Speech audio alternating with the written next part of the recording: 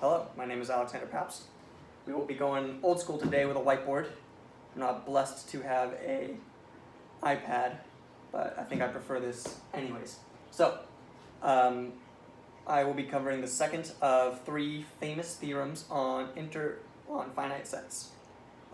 This theorem was proved by Erdos-Ko-Rados in 1938, and it deals with intersecting K-families. So now I will read to you the theorem, and then we will prove the lemma, and then briefly touch upon the theorem, because in the interest of time, I do not think we'll be able to get through both.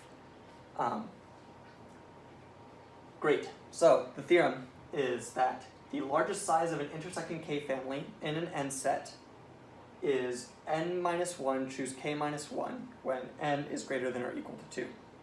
So we will very quickly define some terms here and then proceed. So the most important term to define is our intersecting K-family. To begin with, what is a family of sets? They often use this fancy F, which I think I'm drawing somewhat poorly, to denote a family of subsets that can be chosen from a larger set.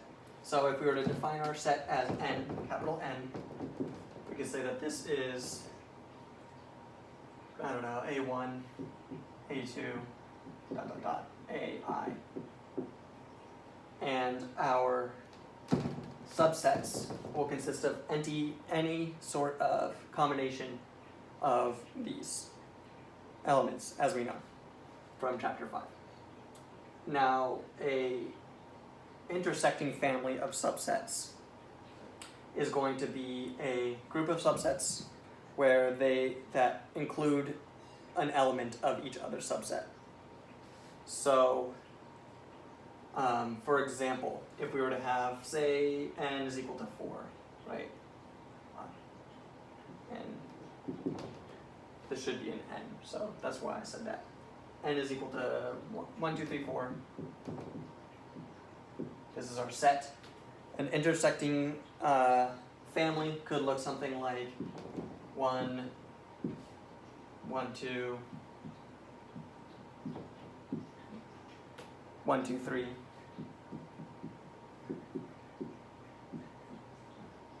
Something sort of like that. And so we can see that here, each one of these sets intersects. They all include an element of each other set. Or, to say it more formally, or less formally, depending, I guess, on how you look at it, any two sets include an element of each other. So each one of these elements includes a 1. An intersecting K-family, however, is going to be a family of subsets of size K that all include an element of each other. So if we have 1, 2, 3, 4, we can instead write that. If we want them to intersect, we could have 1, 2. We could have 2, 3, and we could have 1, 3. And this could be our family of subsets. Great. Intersecting K-family. Cool. Moving on. I believe that you are all familiar with binomial coefficient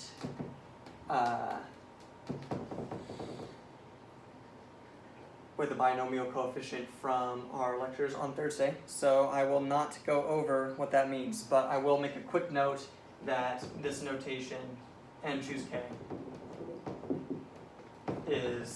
can be represented as n factorial divided by k factorial times n minus k factorial. And that will be important to prove our theorem later. Now, moving on, we will show our lemma. So our lemma deals with circles. We're going to have a circle C that consists of n points and n edges, where an edge is the space along the perimeter of the circle in between any 2 points. And then we're going to have t arcs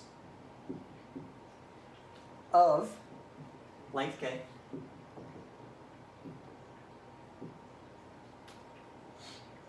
where that consists of k plus 1 points, k plus 1 points and k edges. Wonderful. The lemma goes as follows. Let n be greater than or equal to 2k, and let there be t arcs a1 through ai of length k, such that any two arcs share an edge. The most amount of arcs that we can have is k. And now we will show that using a nice visual representation. Here is a circle, more or less. And we will put on here 6 points. 1, 2, 3, 4. So they also didn't say anything had to be equidistant, so I think that this will do just fine. Cool. Now, since n is greater than or equal to 2k, we will say that k here is 3, since we have 6 points. And then we can draw our arc. Let's do this in black. Starting at the top, going around 1, 2, 3 edges, consisting of 4 points and 3 edges. Great, length k. Now, how do we show that we can have at most k intersecting arcs here? Our first step should be to consider our endpoints. And so something I think that you'll notice pretty quickly is that we cannot have arcs that share an endpoint. And so let me draw that out for you. If we have arcs of length k, and they both share an endpoint, and we go from the same direction, they are both moving in the same direction, then they will be the same arc. So they are of length k. We will just draw backwards. 1, 2, 3 edges, 4 points. They begin at the same point and they end at the same point. They're the same arc. Now, if we were to go in reverse, this is where it gets a little bit more tricky. If we were to go in reverse from this endpoint, 1, 2, 3 arcs, 3 edges to make our arc, 4 points, we see that they do not share an edge. And so we're looking for intersecting subsets. And these do not intersect. So we can know for sure no arcs share the same endpoint. Great. Let's take down these arcs.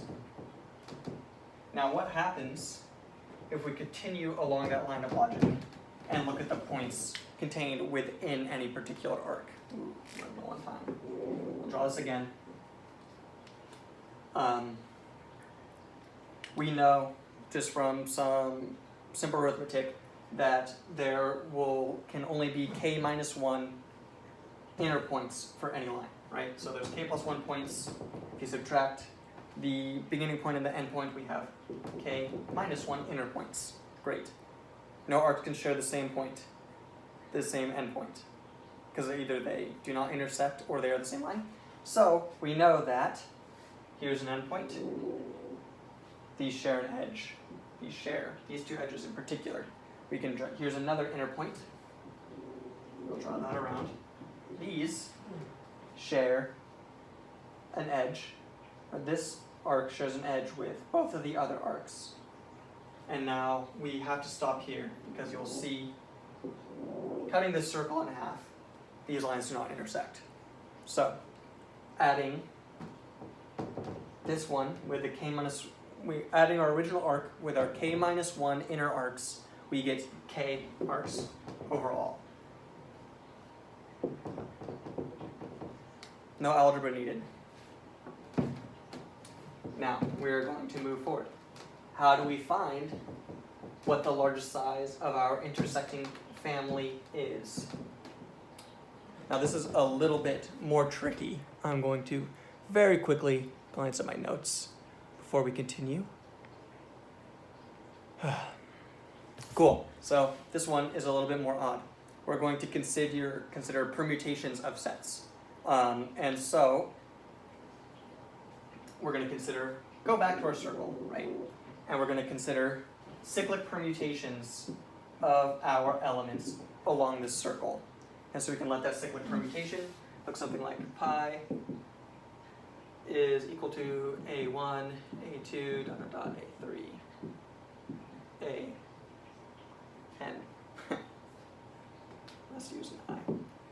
doesn't matter too much. Great. So we know I will not prove this to you here. My question is to have you guys figure out how to do normal permutations or prove normal permutations. Cyclic permutations are a little bit more difficult, so we won't quite go over that. So I'm kind of running out of time. So when you have a cyclic permutation, you can rearrange these numbers, a's, in n minus 1 factorial fashions, n being the number of sets, of elements. Great. So what we want to look at is how many times does an individual subset, how many times, or actually we can use these capitalized, how many times does this appear inside of our cyclic permutation or across any sort of cyclic permutations? So if we were to just, for example, have a grouping of A1, A2, A3 from our set of 6 points, how many times do these three appear in any place around the circle in any order? And we know that happens k times from our lemma. So we know that we have k times n minus 1 factorial sets on top, right? We're setting up a binomial coefficient. Now, the next thing that we want to think about is how many times does